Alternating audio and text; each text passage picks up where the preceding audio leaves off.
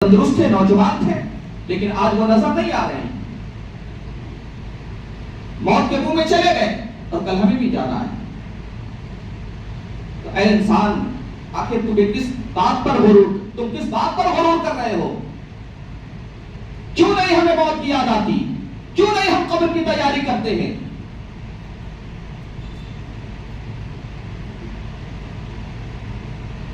بزرگان دین فرماتے ہیں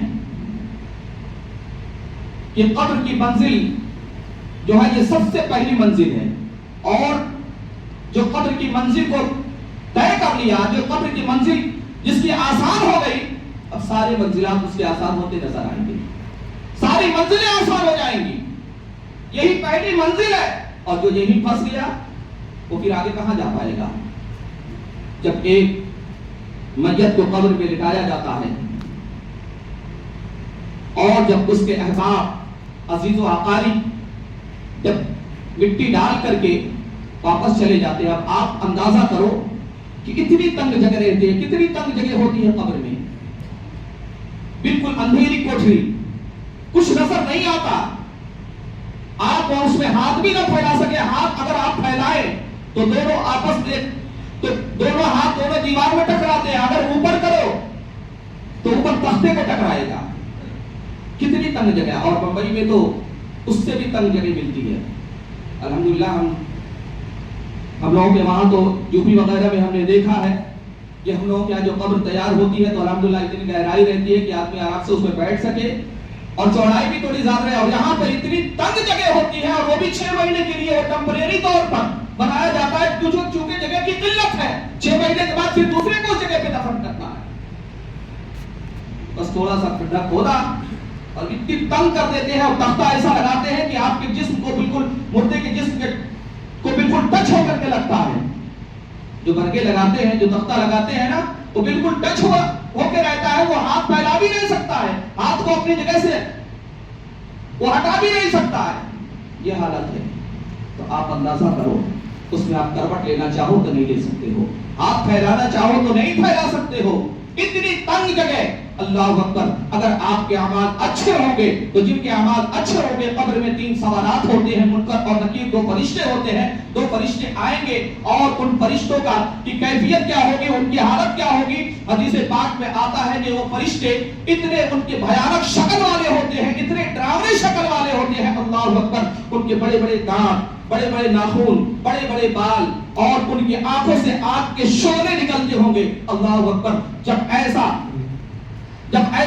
ایسے فرشتوں کو ایسے جب سامنے مردہ دیکھے گا تو اس کی کیا حالت ہوگی؟ وہ فرشتے آ کر کے جھجھوڑ کر کے جگاتے ہیں، اٹھو۔ جب اٹھتا ہے تو وہ ہڑبڑاہٹ میں دیکھتا ہے یہ کون ہے، دیکھ کر کے ویسے ہی ڈر جائے گا۔ بہرحال اس کے بعد فرشتے سوال کرتے ہیں، من ربک، تیرا رب کون ہے؟ ما دینک، تیرا دین کیا ہے؟ ما تقول فی ھذا الرجل، اس مرد کے بارے میں تمہارا کیا گمان ہے، کیا کہتے تھے؟ یہ 3 سوالات ہوتے ہیں۔ تو جو نیک ہوگا، نمازی ہوگا، دیندار ہوگا، سنت و شریعت کا پابند ہوگا، وہ فوراً فرشتوں کے سوالات کا جواب دے گا۔ من ربک، تیرا رب کون ہے؟ ربی اللہ، میرا رب اللہ ہے۔ ما دینک، تیرا دین کیا ہے؟ دین الاسلام، میرا دین اسلام ہے۔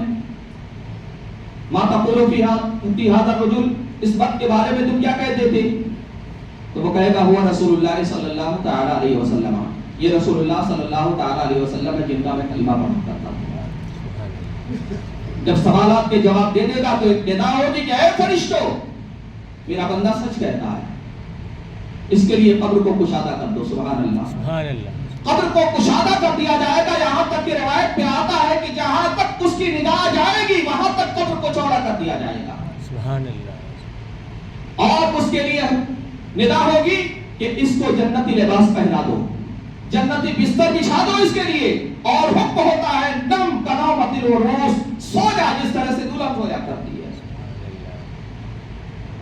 اور جو سوالات کے جواب نہیں دے گا اس کا کیا حال ہوگا؟